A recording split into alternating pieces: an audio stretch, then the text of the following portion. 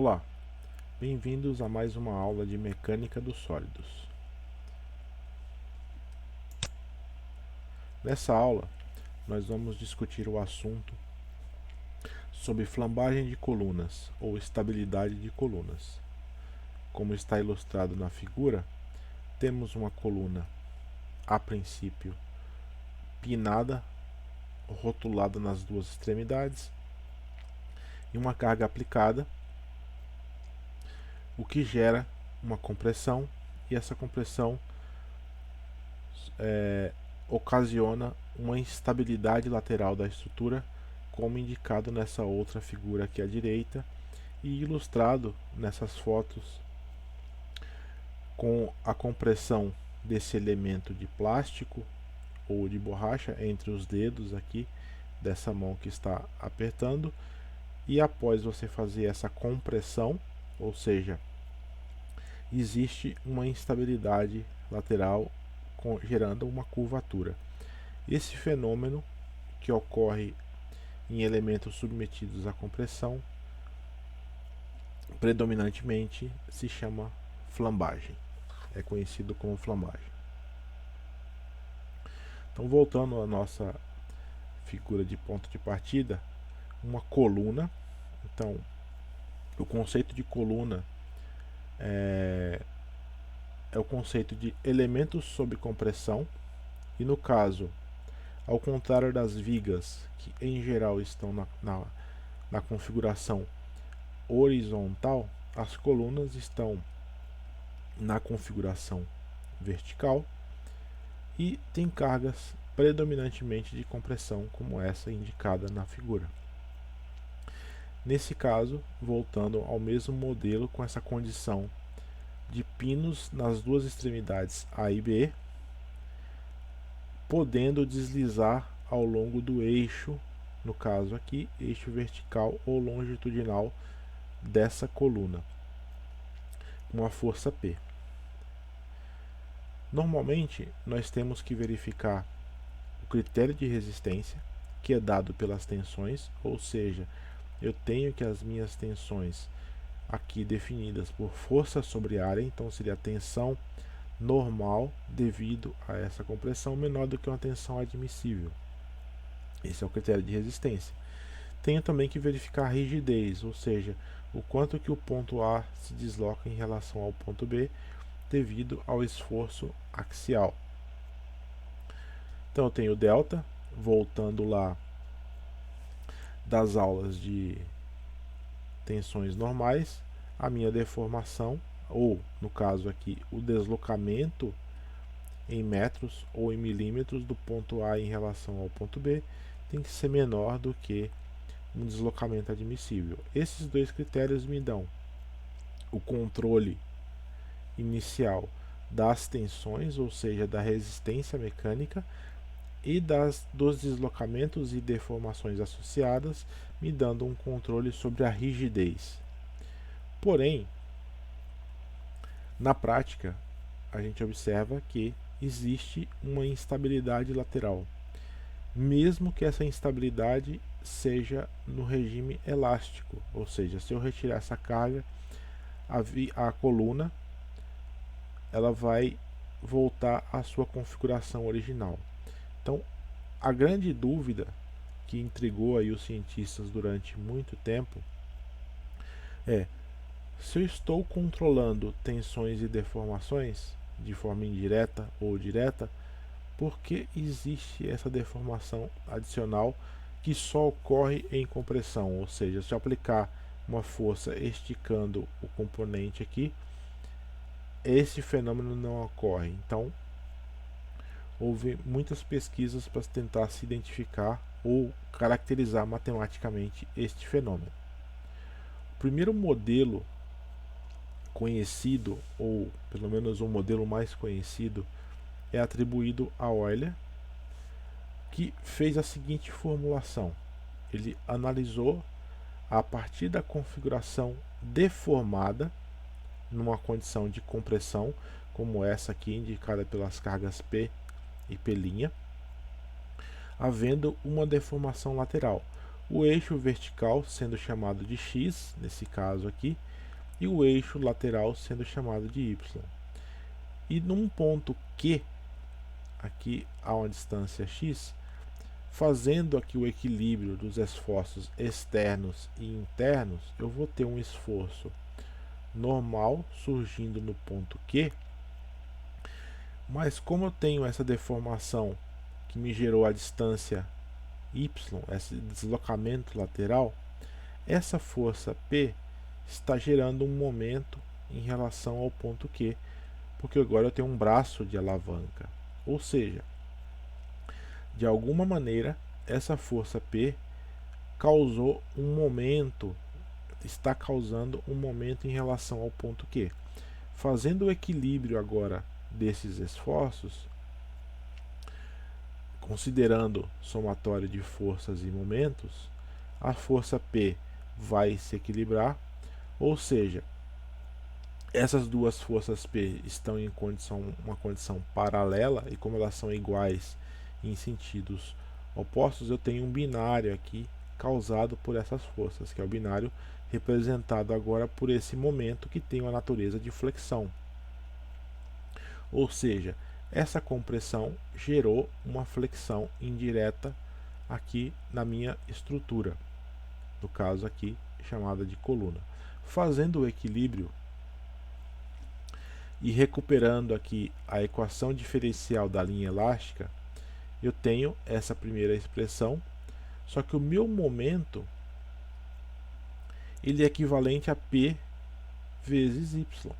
Então é exatamente o meu binário causado por essas duas forças, só que em sentido contrário para contrabalancear o efeito do giro e manter a estrutura em equilíbrio. Portanto, esse momento vale menos P vezes Y. Então, observe o equilíbrio novamente. Agora eu tenho a minha equação diferencial em função da carga P. Então eu tenho agora como caracterizar essa linha elástica. Lembrando das aulas anteriores, se você não viu a aula de linha elástica, é importante para que você entenda esse conceito. Eu vou deixar aí na descrição do vídeo e também nos cards um link para essa outra aula aqui, onde é apresentada a dedução e a aplicação dessa equação diferencial da linha elástica. Rearranjando agora os termos da equação, eu chego nesse formato aqui e preciso resolver agora essa equação, identificando a função y, a função do deslocamento aqui, em função da carga P e da propriedade de rigidez da estrutura dada pelo momento de inércia I e pelo modo de elasticidade E do meu material. Esse tipo de equação diferencial nós não vamos resolver aqui passo a passo essa equação diferencial, mas se você voltar lá no cálculo, esse tipo de equação diferencial tem uma forma trigonométrica de resposta, uma forma geral aqui, uma família de funções trigonométricas que resolvem essa equação diferencial, dada essa expressão, envolvendo seno e cosseno. Se a gente observar, isso não é tão surpresa assim, observando que o formato da viga deformada nessa configuração aqui nos remete a um arco de seno ou um arco de cosseno aqui, tá? Então é bastante razoável ter este formato, essa família de funções. Analisando as condições de contorno do ponto A e do ponto B, e analisando as condições de contorno aplicadas nessa solução geral da equação diferencial, é possível demonstrar que existe essa relação entre a carga P e múltiplos aqui em relação aos ciclos dessas famílias trigonométricas. Então, relembrando do cálculo básico, senos e cossenos e tangente, etc., funções trigonométricas, têm um comportamento cíclico que vai depender do número de voltas que foi dado aí em torno do centro trigonométrico. Portanto, essa solução em função da carga P aqui respeitando as condições de contorno na condição de flambagem, depende de um n ao quadrado e de um π ao quadrado. Então, essa é a origem desses termos n ao quadrado e π ao quadrado. Π vem da relação trigonométrica aqui, que ele vai surgir dessa expressão. E o n quadrado vai me representar o número de ciclos aqui em função da minha relação trigonométrica. Então, eu vou ter diferentes múltiplos n, ou seja, n voltas em relação ao centro trigonométrico, onde o valor da carga P é favorável a causar uma flambagem. Então, esse valor de n vale 0, 1, 2, 3, assim sucessivamente. Portanto, a menor carga que causa essa flambagem é dada quando n é igual a 1. E a gente chama essa carga de carga crítica. Observem que este n ao quadrado aqui vai me definir diferentes modos de flambagem.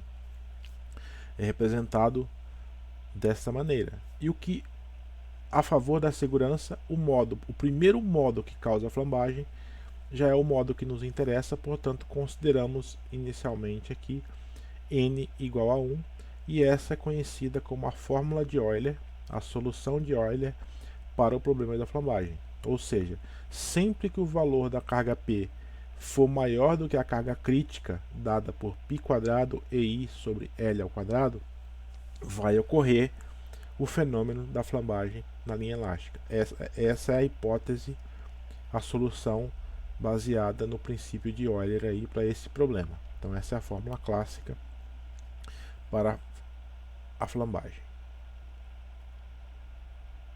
Seguindo aqui com essa equação, o objetivo agora é representar essa equação em termos das tensões. Então, as forças estão provocando tensões normais, lembrando lá que era um problema de compressão axial. Então, se eu dividir essa força de compressão, no caso aqui, a carga crítica de flambagem, em relação à área, eu vou ter uma tensão crítica devido à carga de flambagem. Usando o conceito de raio de giração, que é um conceito de propriedades das seções transversais, então veja nas aulas anteriores exercícios com essas propriedades, o raio de giração é definido como o momento de inércia dividido pela área. A raiz quadrada desse valor me dá um raio de giração hipotético aqui para a minha seção transversal. Substituindo esse valor nas equações aqui da fórmula de Euler, eu posso expressar essa tensão agora em função da área, substituindo aqui o meu momento de inércia por essa expressão do R aqui, rearranjando, eu tenho a expressão para a tensão crítica. Simplificando essa equação, chegamos nesse formato aqui que depende de L sobre R ao quadrado. E essa grandeza L sobre R, que está definida aqui como lambda, é conhecida como índice de esbeltez, ou seja, ele mede uma relação adimensional entre o comprimento da minha coluna e a propriedade da seção transversal dada pelo raio de giração aqui, como foi definido. Então esse é o índice de esbeltez, vamos falar um pouco mais sobre ele. Agora eu posso escrever ou apresentar essa equação em forma de gráfico, ou seja, eu tenho essa tensão crítica em função da minha esbeltez. Notem que essa equação aqui, se eu escrever em função de lambda, vai me representar uma hipérbole, sendo lambda variável, π constante e o E é uma constante do material. Este gráfico tem este aspecto, ou seja, eu tenho aqui nessa linha curva a minha hipérbole de Euler, representada por esta equação, e quanto maior a esbeltez, ou seja, quanto mais comprida em relação as propriedades da seção transversal, menor a força. Então é intuitivo até, se você pensar numa régua aí que você está tentando fazer uma compressão, quanto mais fina for essa régua, ou seja, quanto menor a espessura, a propriedade da seção transversal, mais fácil, ou seja, menos carga é necessária para provocar essa flambagem, como está indicado aqui por essa curva assintótica em relação ao zero dada pela hipérbole.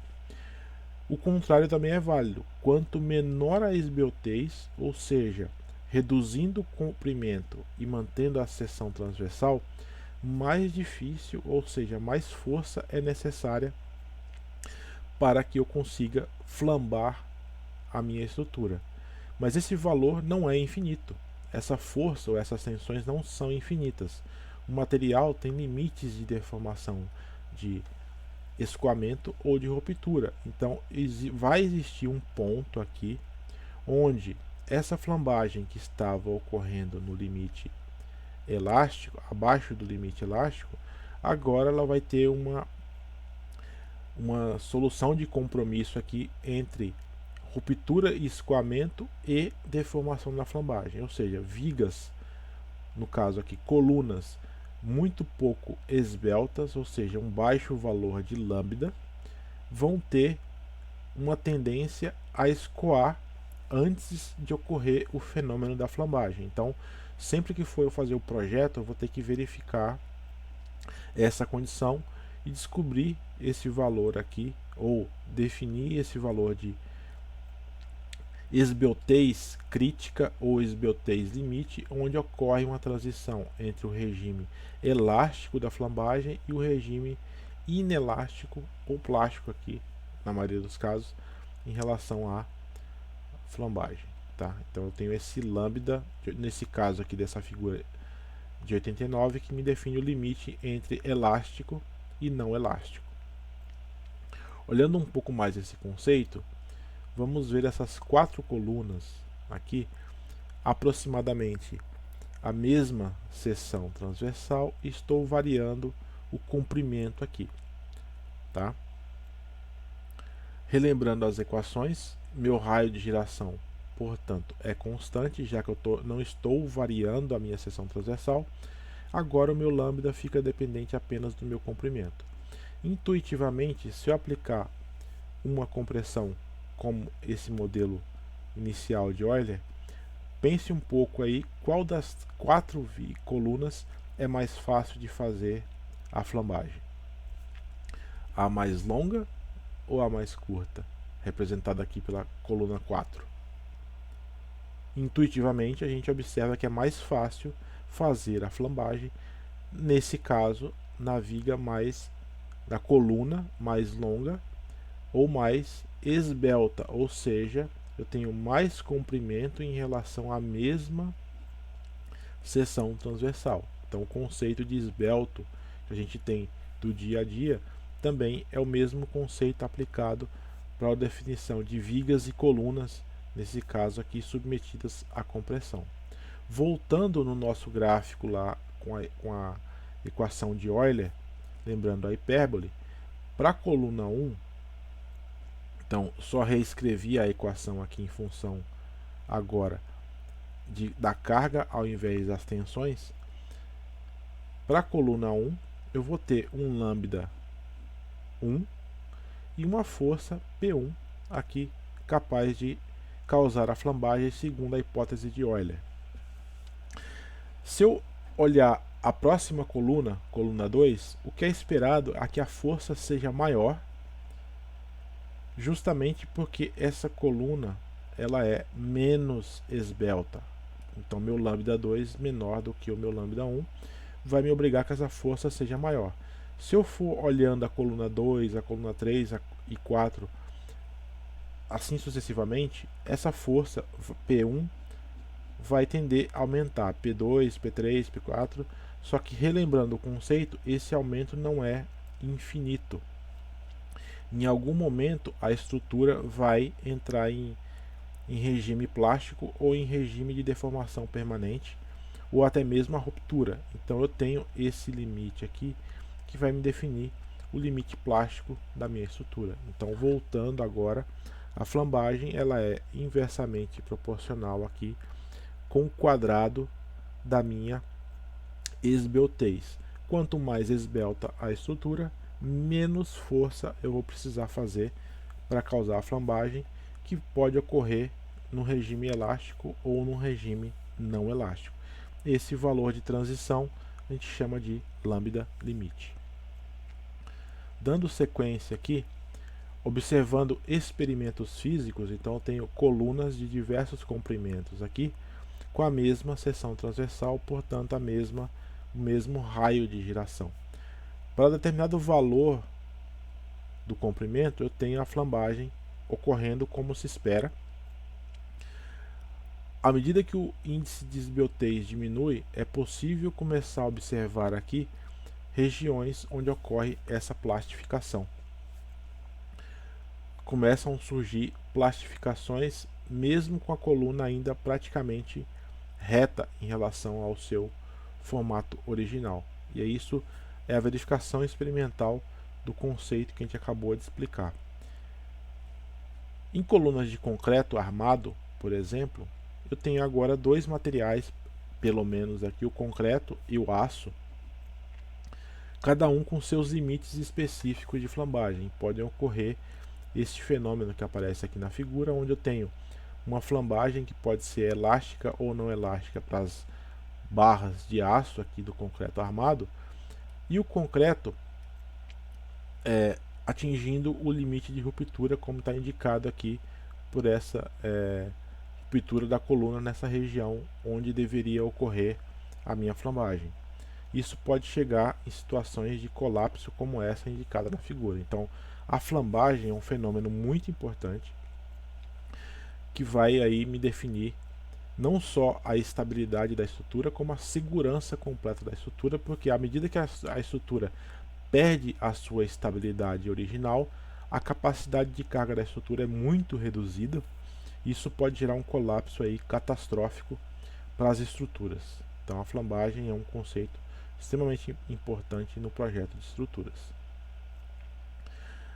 Uma coisa que é observada é o seguinte: a flambagem, como foi definida por Euler, ela tem aqui as duas extremidades pinadas. Só que na prática eu vou ter diferentes condições de contorno, que podem ser engastes, pontas que estão com carregamento livre. E experimentalmente foi observado que a flambagem vai ocorrer com mais ou menos carga, dependendo das condições de contorno. E isso vai me definir um comprimento efetivo. É como se a estrutura fosse mais fácil ou menos fácil de flambar, e eu posso relacionar isso a um comprimento efetivo. Então, reescrevendo aqui a minha fórmula de Euler, agora em relação a um comprimento efetivo de flambagem, representado aqui na equação, e eu vou analisar diferentes condições de contorno para essa equação. Então, existem experimentos representados por essa bancada de teste aqui, onde eu tenho as colunas com diferentes condições de contorno e observo o quanto que varia o peso necessário ou a força necessária para fazer ocorrer o fenômeno da flambagem, observando numa figura um pouco mais ampliada aqui, eu tenho diferentes condições e diferentes comprimentos aqui onde está ocorrendo a flambagem. Note que o tamanho do arco gerado após a flambagem varia de tamanho aqui, dependendo da condição de contorno. Então, olhando agora em termos numéricos, aqui ou em termos algébricos, quando eu tenho diferentes condições, eu vou ter diferentes comprimentos de flambagem. O caso aqui mais crítico, eu tenho um maior comprimento, ou seja, o dobro do comprimento original da minha estrutura, L aqui, representando a minha flambagem. Já no outro extremo, se eu tiver a coluna engastada nas duas extremidades, uma delas podendo se deformar em relação à outra, eu tenho aqui comprimento efetivo como sendo a metade do comprimento original da minha viga. E eu tenho aí diferentes casos. Esses 4 casos são os casos mais clássicos representando a flambagem. E agora, para resolver as equações, eu preciso aplicar esse comprimento efetivo. Então, tenho que levar esse conceito em consideração. Seguindo um pouco aqui o raciocínio, na prática, observa-se que a flambagem ela tem um comportamento bastante disperso, ou seja, se eu variar as propriedades do material, as cargas de flambagem podem variar bastante. É muito sensível, existe aqui muita incerteza por esses valores da flambagem, o que na prática vai me gerar grandes coeficientes de segurança para aplicar as equações da flambagem.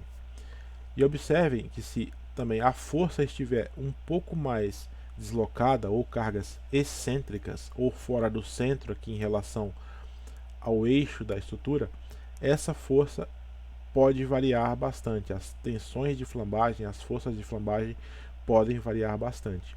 Isso vai depender de diferentes materiais. Então, o estudo da flambagem requer a análise dessas incertezas. Então, existem diferentes métodos, diferentes normas, onde se define, por exemplo, para madeira, para aço, para concreto armado, para alumínio. Cada material vai ter aí as suas cartas ou as suas normas específicas para o caso da flambagem e seus fatores de segurança recomendados. Nós vamos tratar de algumas dessas normas aí em exercícios posteriores, em exemplos posteriores. No caso aqui, é para que fique consolidado esse conceito de que a flambagem é um fenômeno que ela tende a obedecer à equação de Euler, porém, para cada material eu vou ter que fazer uma análise caso a caso das incertezas, especialmente quando eu chego na região das colunas curtas ou menos esbeltas, onde eu vou ter a flambagem inelástica. Então eu preciso conhecer de forma mais clara para cada material essa transição da flambagem elástica, especialmente nas colunas longas com grandes esbeltez, até as colunas curtas com pequena esbeltez. Então vamos retomar esse assunto em outras aulas. Então, basicamente, esse é o conceito de flambagem. Vamos agora partir para um exercício simples, um exercício prático, para reforçar esses conceitos aí numericamente. Antes de chegar nesse exercício, finalizando aqui o conceito, a flambagem ela pode ocorrer de forma global e de forma local. Lembre lá que existem diferentes modos de flambagem. E se observar uma viga, ela vai ter regiões tracionadas e regiões comprimidas, relembrando lá o conceito de flexão. Então, nas regiões comprimidas, das abas da minha viga comprimida, ou na alma, regiões onde tem grande compressão, mesmo que eu não esteja colocando uma carga original centrada, pode ocorrer essa flambagem localizada também, como está indicado aqui na minha figura. Isso vai me requerer aqui em vigas que estão predominantemente sobre flexão, de reforços chamados aqui de diafragmas, onde eu tento reduzir o comprimento efetivo entre trechos tracionados e comprimidos, evitando esse efeito de flambagem localizada como está indicado aqui na figura.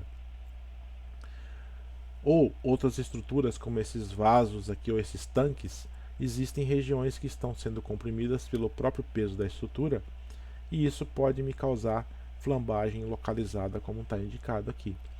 E ela pode ocorrer também em problemas térmicos, no caso aqui bem emblemático, o caso dos trilhos de trem, onde eu vou ter, devido ao aquecimento dos trilhos, a deformação longitudinal.